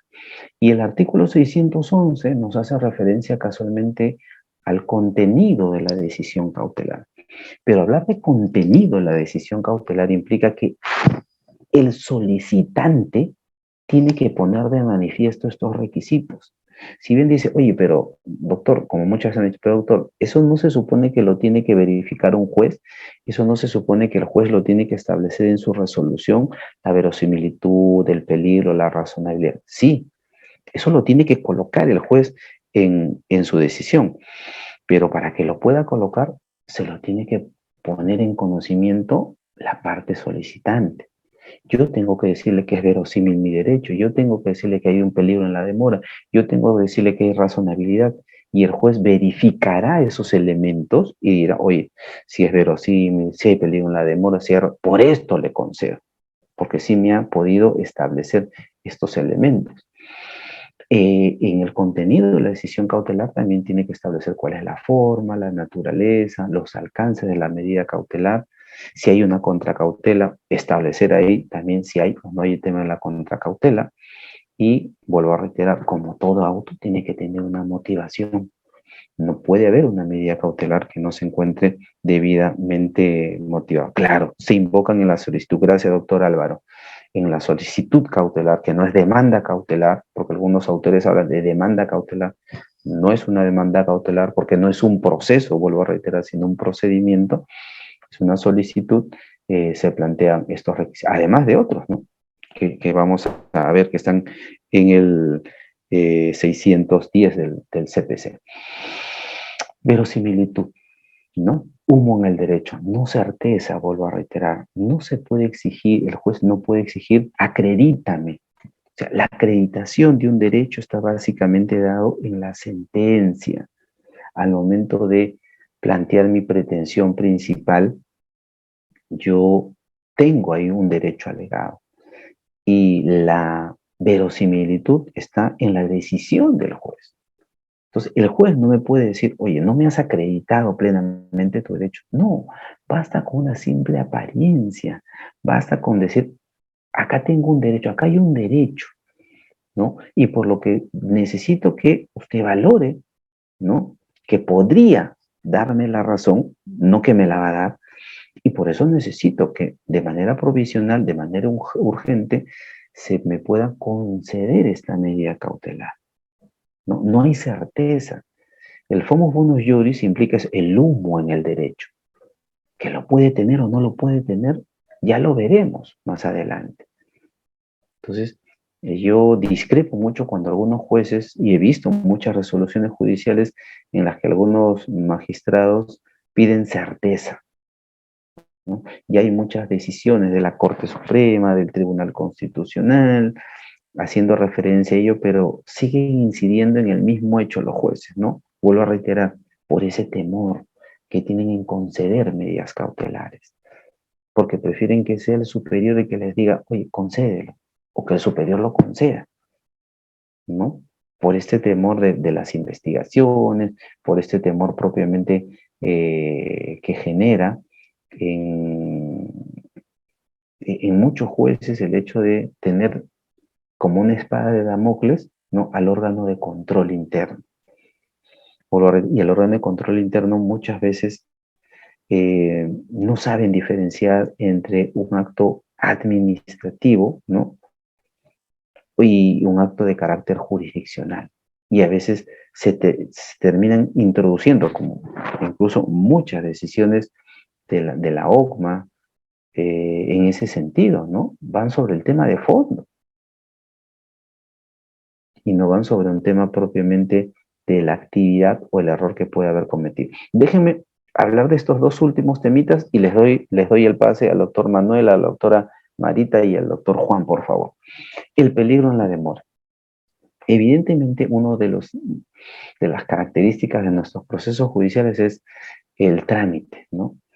Y siempre se ha pensado, bueno, si este proceso va a durar como duran los procesos judiciales, es necesario contar con una herramienta que permita asegurar el resultado del proceso de manera adelantada o garantizar que se va a poder cumplir, ¿no? Y fíjense, si esto se pensaba hace muchos años, donde no necesariamente los procesos eran tan largos, imagínense ahora bajo nuestra realidad, ¿no?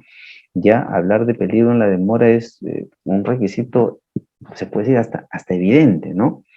Porque el transcurso del tiempo casi siempre va a generar este efecto. Los procesos judiciales no duran ni siquiera el llamado plazo razonable, ¿no? Sino que meses, años, para obtener una decisión, incluso el mismo hecho de solicitar una medida cautelar, ¿cuánto tiempo demora en que se me pueda conceder? La razonabilidad, ¿no? La razonabilidad tiene que ver con que haya una justificación, ¿no? En el hecho de poder preservar, proteger o promover un derecho o una pretensión que yo planteo en el proceso.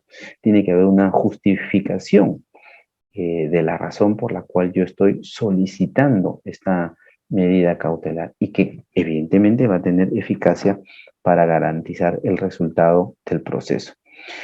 Si bien, vuelvo a reiterar, no es un requisito de admisibilidad, pero sí de ejecución, el tema de la contracautela, ¿no? La contracautela es esa garantía, la garantía que da el solicitante de la medida cautelar y que dice, si usted, señor juez, concede una medida cautelar y esta medida cautelar genera un perjuicio, yo voy a asumir esa carga.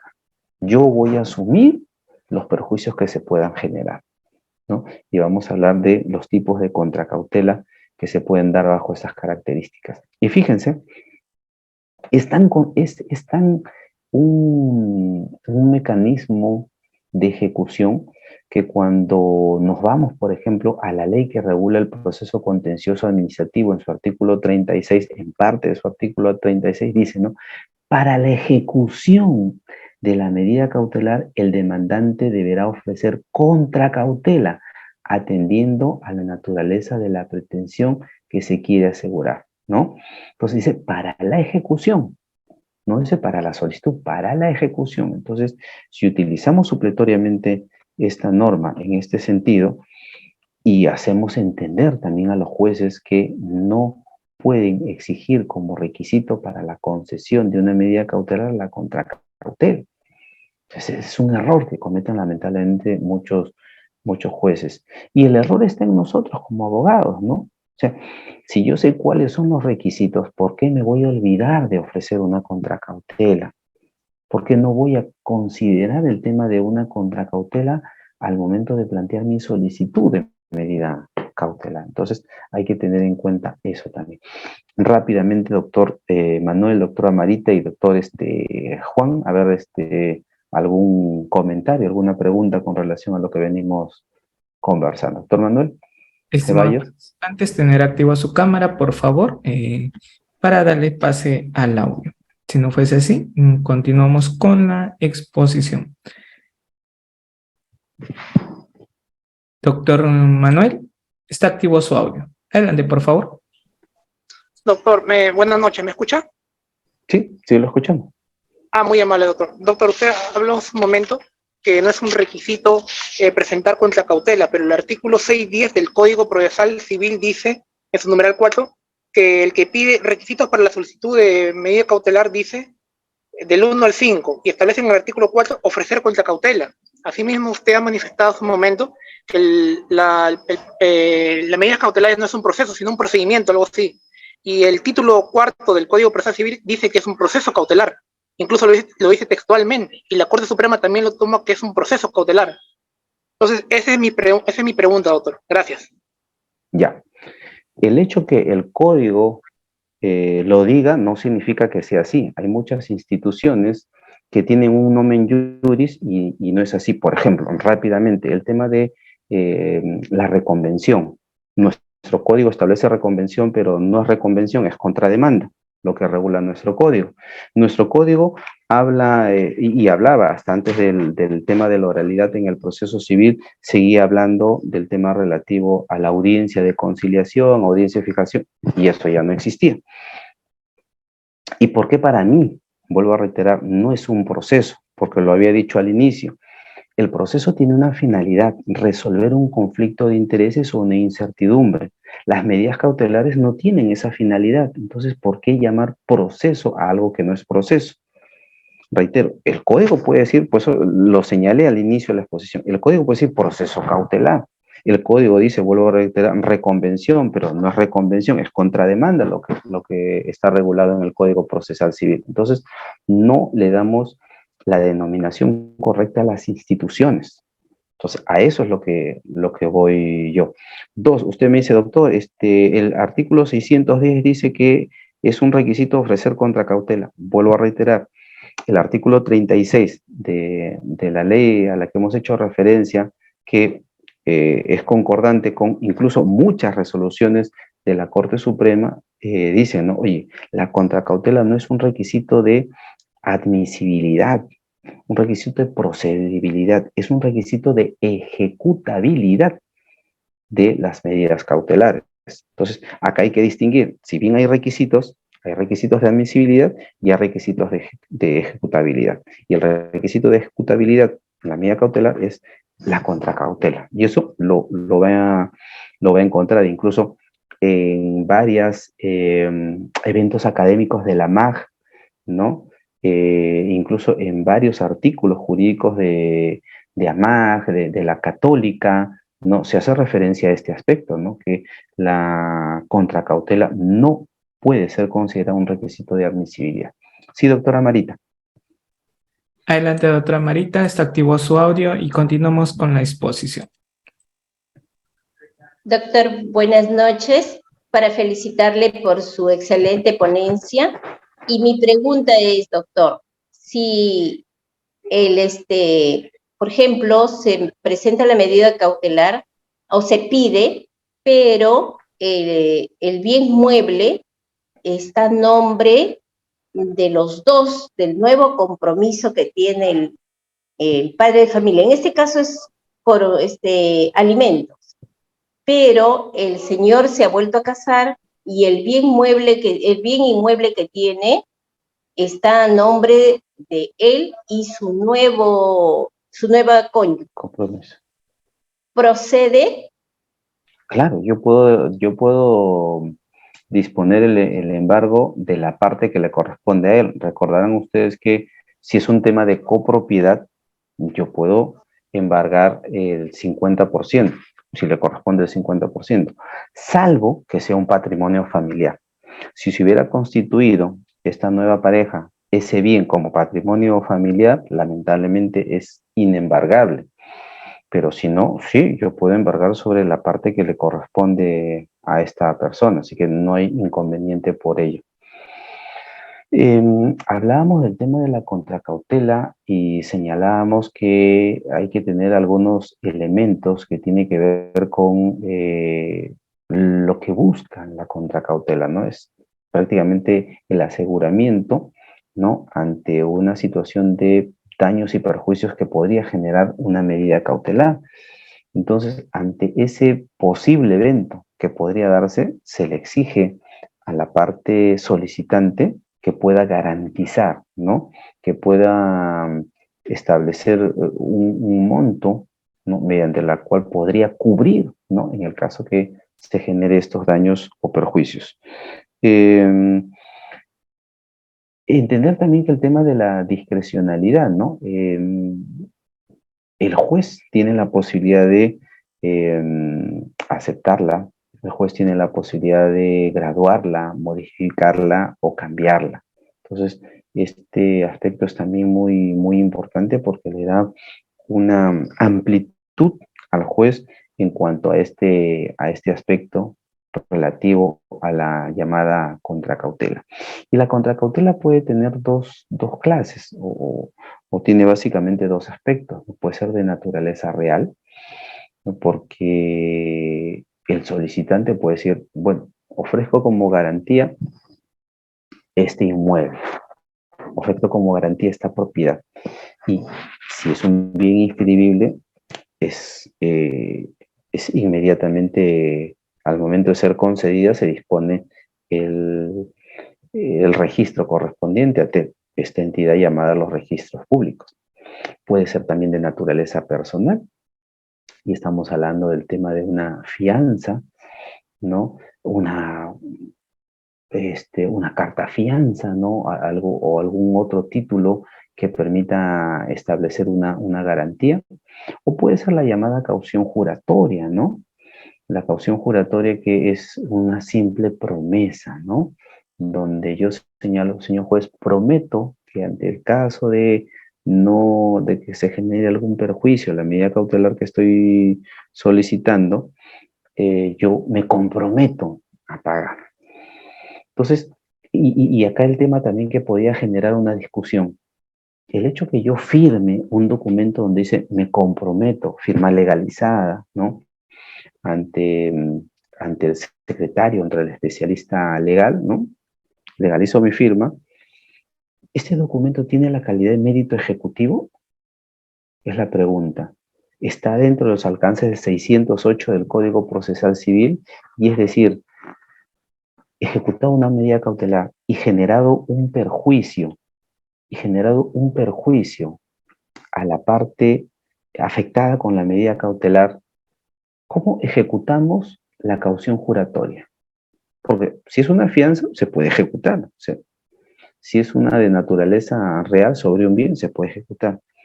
Pero el tema de esta caución juratoria, este simple papel, ¿tiene mérito ejecutivo? ¿Podemos ejecutarlo? ¿Podemos ponerlo de manifiesto? Fíjense que, vuelvo a reiterar, no está dentro de los alcances del 608. ¿Cómo se ejecuta una caución juratoria? Entonces, es una pregunta que voy dejando en el tintero. El trámite de las medidas cautelares, hay que entender que se pueden dar básicamente la ejecución, que puede ser realizada por el mismo juez, y en algunos casos, cuando es una medida cautelar fuera de proceso, vuelvo a reiterar, planteada y concedida la medida cautelar por parte del juez, no tengo 10 días para plantear la demanda, ¿no? Y dentro de ese término de 10 días, yo tengo 5 días para acudir, si es que fuera una pretensión que es pasible de acudir a un centro de conciliación, tengo esos 5 días para poner en conocimiento del órgano jurisdiccional del juez que ya inicia el procedimiento conciliatorio, para evidentemente se suspende este plazo de los 10 días. Si en los 10 días yo no interpongo la demanda principal, la medida cautelar caduca de pleno derecho, ¿no? Entonces, y en caso de que sea rechazada liminalmente, por reiterar, no se acude al centro de conciliación, el juez podrá declarar también la caducidad de la medida cautelar bajo estas características. Una medida cautelar se plantea en base a una solicitud cautelar, donde tengo que fundamentar, tengo que probar, ¿no? Porque hay que presentar medios probatorios que acrediten un poco la verosimilitud de ese derecho. El juez puede conceder la medida cautelar o puede rechazar la medida cautelar. Puede ser objeto de apelación, ¿no? La decisión del juez, para que el superior pueda, como ustedes han visto, ¿no? Confirmarla, puede revocarla o puede declarar nulo lo que decida el juez de primera instancia, ¿no? Normalmente, dictada una medida cautelar, el afectado tiene la posibilidad de presentar su oposición, ¿no? No se llama contestación, no se llama apelación, se llama oposición. Me opongo a la medida cautelar dentro del plazo de 5 días, ¿no? Esto no implica que se suspendan los efectos y se sigue ejecutando la medida cautelar. El juez, ¿no? Frente a esa oposición tiene dos posibilidades. O rechazar la oposición, ¿no? Lo que implica que la medida cautelar continúa surtiendo sus efectos, o el juez puede amparar, ¿no? La oposición y efectivamente dejar sin efecto la medida cautelar, ¿no? Y esta apelación es sin efecto suspensivo. ¿Qué tipos de medidas cautelares pueden darse propiamente en el proceso judicial? Tenemos medidas cautelares para futura ejecución forzada, tenemos medidas cautelares temporales sobre el fondo, tenemos medidas cautelares de no innovar, de innovar y las llamadas medidas cautelares genéricas, ¿no? Y cada una tiene un efecto que rápidamente los vamos a desarrollar, que ya el tiempo nos está ganando, no esperé. Y gracias, vuelvo a reiterar, por el tema de la participación de ustedes que nos permite ampliar, vuelvo a reiterar, y que esto no sea un simple monólogo. Cuando hablamos de medidas cautelares para futura ejecución forzada, siempre vamos a hablar de la figura del embargo, ¿no? Como una figura central, trascendental, desarrollada en el artículo 642 del Código Procesal Civil. Además, tenemos el secuestro, que puede ser un secuestro judicial o puede ser un secuestro conservativo, y tenemos a la anotación de demanda, ¿no? Como elementos para la futura ejecución forzada. Dentro del embargo, tenemos el embargo en forma de depósito, tenemos el embargo en forma de inscripción, tenemos el embargo en forma de retención y el embargo en forma de intervención. Dentro del embargo en forma de intervención tenemos al embargo de intervención en recaudación, lo que se busca es captar dinero. El embargo de intervención e información, lo que se busca es captar o recibir información sobre el aspecto económico, administrativo de una entidad, o una intervención de administración que implica colocar a una persona o una entidad para que se encargue de la gestión de esta persona jurídica. Y acá, por ejemplo, hay algo que siempre se presenta, ¿no? ¿Cuál es la diferencia que se puede dar entre una figura de anotación de demanda y el embargo en forma de inscripción? Estamos hablando de figuras similares, figuras iguales, ¿no? O hay una disquisición o hay una diferencia importante con relación a ello. Cuando hablamos de una anotación de demanda, lo que se hace es publicitar, fíjense, publicitar la existencia de un proceso judicial. Y evidentemente no impide la venta del bien. O sea, si yo anoto una demanda, lo que pongo en conocimiento, por si acaso, este bien tiene un proceso judicial. Si alguien lo compra, asume el riesgo que este proceso judicial está generando con relación a este bien. Entonces, quien compra, asume. No puede decir, bueno, lo adquirí de buena fe. No, la anotación de demanda implica la publicitación de la existencia de un proceso judicial. Por lo menos, en un proceso, por ejemplo, de prescripción adquisitiva de dominio, yo anoto una demanda. Entonces, pongo en conocimiento que este bien está siendo sujeto a un proceso de prescripción. Si alguien lo adquiere y el propietario pierde en el proceso, quien adquiere también llevará las mismas consecuencias, será afectado con la decisión. Frente, ¿no?, a un embargo en forma de inscripción. En un embargo en forma de inscripción, lo que yo estoy anotando es una valorización, un monto de carácter patrimonial, ¿no? Y no queda en la mera inscripción como queda en el tema de la anotación de demanda. Si la sentencia sale favorable, ¿no?, al demandante, el embargo en forma de inscripción conlleva ¿a qué? A la ejecución del embargo en forma de inscripción. Y esto implica ¿qué cosa? El remate del bien.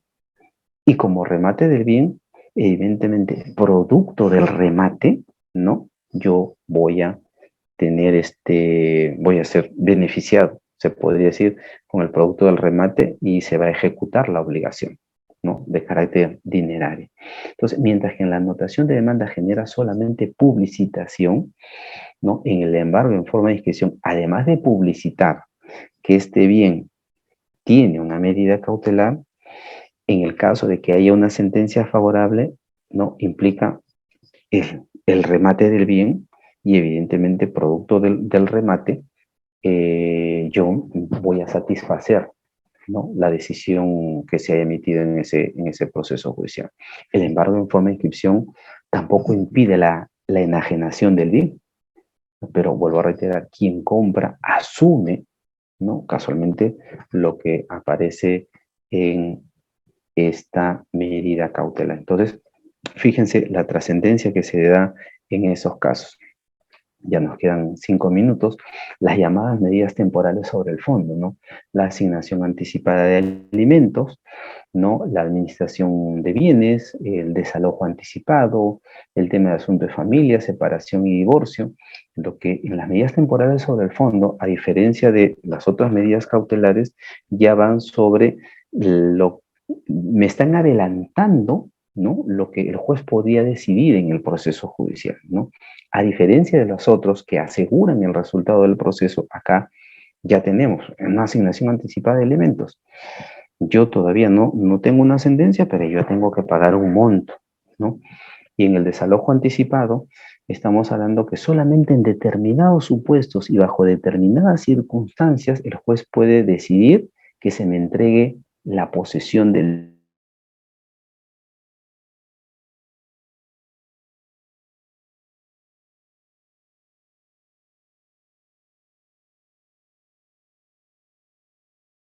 Doctor Alexander, su audio. Desalojo Ahora sí. anticipado. Luego, ¿no?, tenemos las medidas cautelares innovativas, las de no innovar, ¿no?, que implican garantizar la situación o estado de hecho que se dé en ese momento o conservar una situación de estado de hecho, y las llamadas genéricas, algunas no previstas, pero que algunos jueces podrían, en función a la doctrina, en función a otros aspectos, poder conceder bajo estos supuestos. Vamos a darle rápidamente el pase a la doctora María y al doctor Robert. A ver, para ya concluir.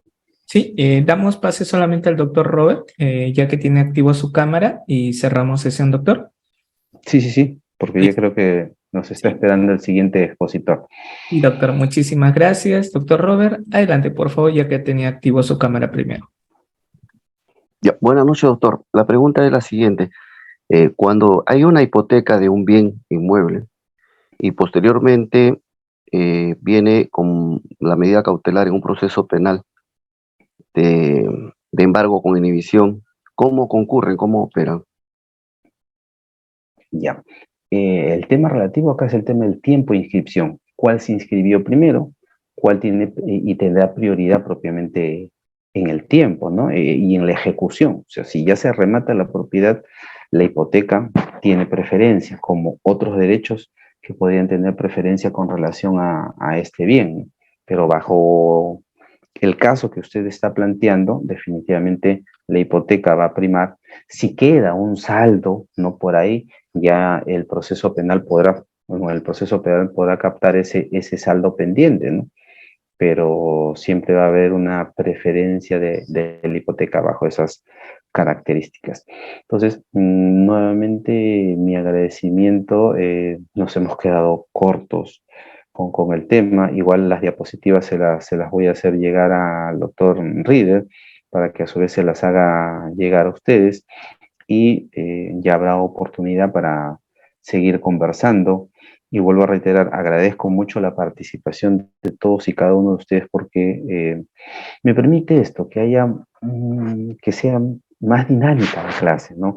Que nos permita conversar, ver algunas propuestas y que ustedes no sientan que solamente están frente a alguien en la pantalla y se sientan como si estuviéramos en clase. Y esa es la idea que tiene Reader, que tiene Udiapodis, de que haya mucha interacción del alumno con el profesor, que no sea solamente verlo al profesor en la pantalla, ¿no? Sino que también yo pueda interactuar con él y que también ustedes puedan verificar que estas clases son en vivo y en directo. Muchísimas gracias.